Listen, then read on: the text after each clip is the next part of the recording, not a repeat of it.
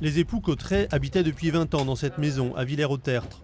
Les gendarmes y ont retrouvé les corps de 6 nouveau-nés emballés dans des sacs hermétiques et dissimulés dans le garage. Les Cotret habitaient auparavant cette autre maison. Ce sont les occupants actuels, en voulant planter un arbre, qui ont découvert les 2 premières dépouilles enterrées dans le jardin et qui ont donné l'alerte.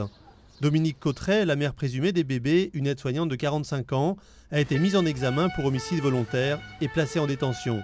Elle a expliqué son geste par le fait qu'elle ne voulait plus avoir d'enfants, qu'elle ne voulait plus voir de médecin à la suite de ce premier accouchement qui s'était mal passé et qu'elle ne prenait du coup pas de moyens de contraception. Pierre-Marie Cotret, charpentier de 45 ans, a affirmé tout ignorer, les grossesses de sa femme et les infanticides. Contrairement à ce que demandait le procureur, le juge ne l'a pas inculpé et l'a laissé en liberté. À Villers-au-Tertre, Pierre-Marie Cotret était conseiller municipal. Le maire du village dit son incompréhension et sa stupeur devant ce drame. C'était un couple sans histoire, très apprécié de ses voisins, de la population. Le mari participait régulièrement aux activités de la commune, parce qu'il était conseiller municipal, c'était son 3e mandat, il était bénévole, il était toujours prêt à rendre service, il était beaucoup plus renfermé, il sortait très peu.